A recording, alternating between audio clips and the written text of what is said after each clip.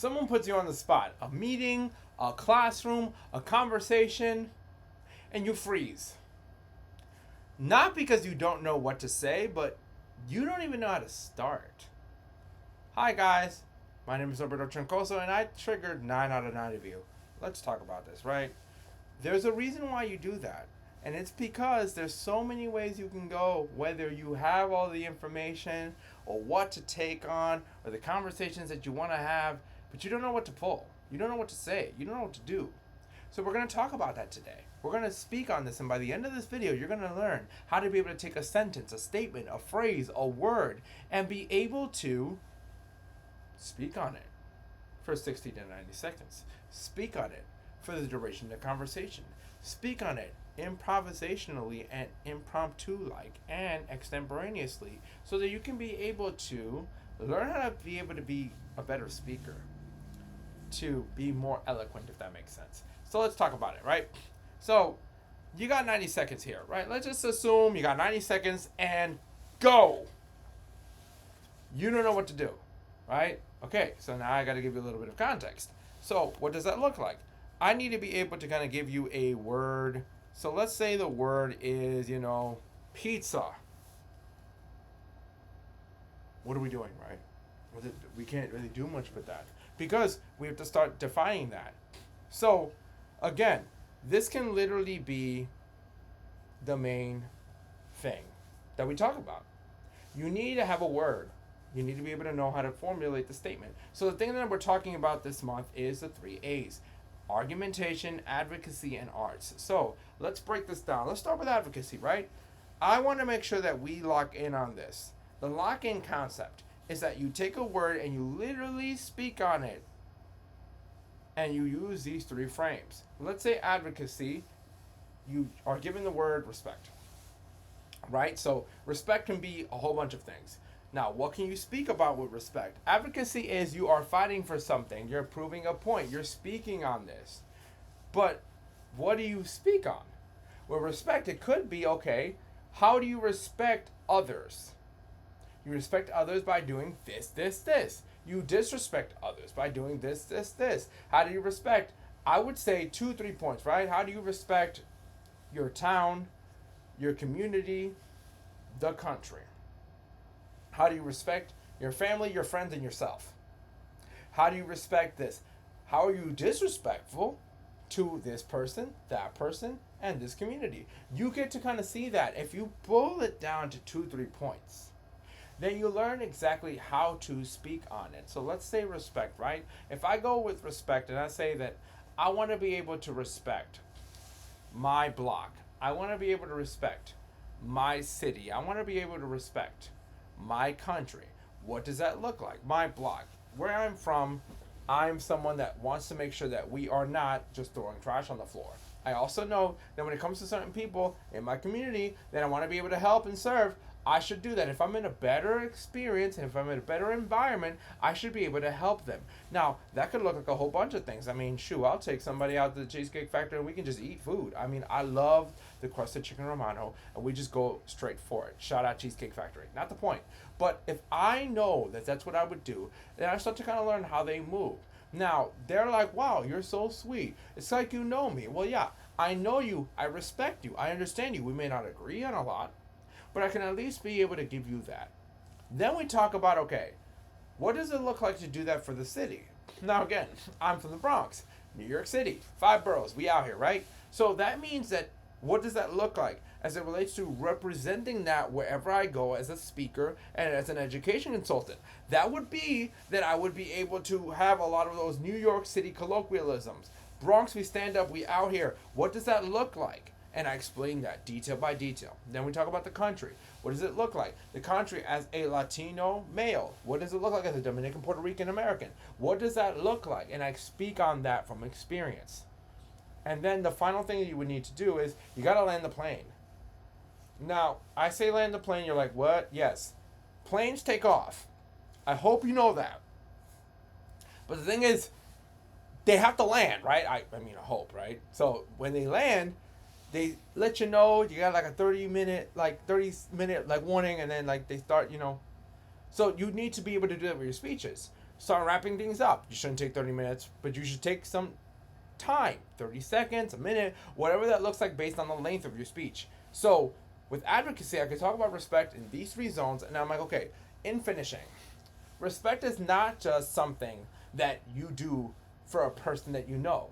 It talks about the whole you being the whole self to everybody you can possibly be, because respect comes from you. It isn't something that you wait for someone to give you. You have to be the one to exude it first, and you have to go first.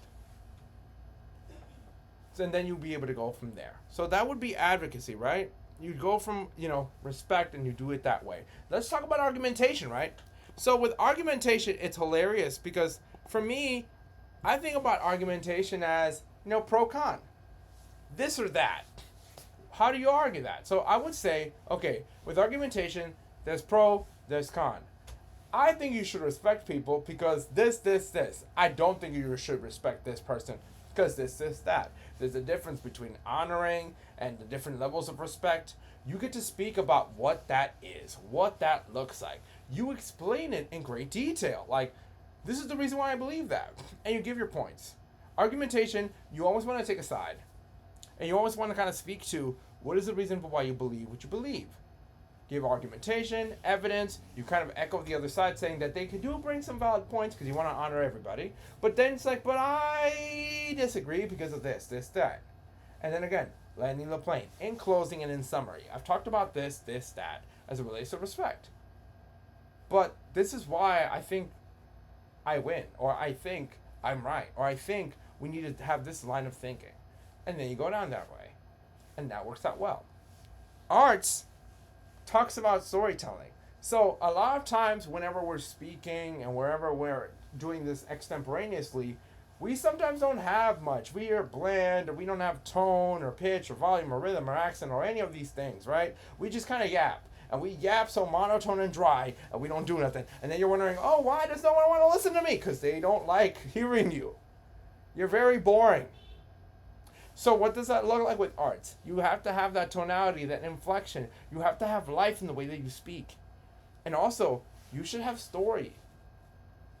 Story hooks us. So what is a story about respect that you can come up with? Mind you, with extemporaneous, whenever I speak to people and when I point at them, I need you to be able to come up with this in 5 seconds. So you should have stories that you can relate to that. If I have a story that I just come up with right now, that we speak about, okay, I got pizza today. I got pizza this morning. We talk about respect, right? I talk about the fact that, I went and got pizza. And I got pizza in downtown New York City. I went in, and the person looked at me and kind of, gave me that look up and down like this person probably has no money. He didn't look at my wallet. He didn't want to respect me. He just looked at me like I am a villain. And I'm like, sir, I do, in my head, because we never exchanged this. And I talk about the fact that there's a couple of issues here. One, people like to judge you before they know you, before they speak to you. Two, it's hilarious because of the fact that this literally leads to you not getting the blessing or the reward or the exchange that you want because you're already prejudging people ahead of time. And three, you aren't respecting others when that's your job. Not because it's actually your job, which it is, but because of the fact that you are putting yourself in a position where you want respect, but you don't give it. So we talk about what would that look like. And I got my pizza slice with a little side of sass, but I didn't tip. I didn't, because of the fact that I'm like, I feel like he's judging me. And you may think it's not, but it's like, your judgment is not up to you in the way that I receive it. I receive it the way that I do. And now you have a customer who's just going to be like, oh, this is great pizza, but the staff was rude. Put it on Yelp. They're like, what? When did this happen? Becomes a whole situation that could have been rectified with a simple, hey, how are you? And that becomes this argument, this note of contention. We just don't greet people anymore. Again, you just kind of go off that route. So again, you need to use all three of these A's. You need to use advocacy, argumentation, and arts to be able to really refine this well. So in closing, as I land the plane, like I told y'all, next time, put yourself on the spot. Don't panic. This is a drill you should be practicing and working on a regular basis. Try things out. work it in, see what can happen. Again, doesn't have to be respect, could be a lot of things. It could be pizza, could be chicken, could be the moon, could be water, could be your name. Like, there's so many ways you can go about this, right? But make sure that you're practicing how to be able to do this on a regular basis. Lock in on a word, lock in on a phrase, lock in on a conversation, so that you know that you can be able to speak these things with other people and to other people. So do this. Advocate for the things. Argue for the things. It helps you be able to know how to have cognitive conversation, and that can't be replaced. That can't be dethroned. That can't be subbed in. You can't do anything about that because you know how to speak. So make sure that you deliver these things and you perform it like you mean it. Speak it like you mean it.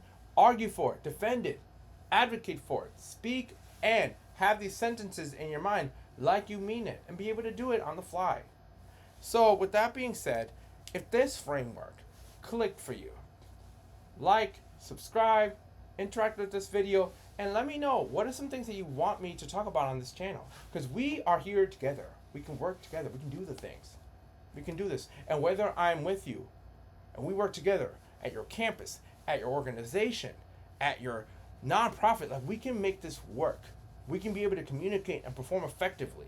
That is my goal. That is my mission, to transform the world through the power of communication and performance, and make sure that you can do it scared and speak with power. So let's do it.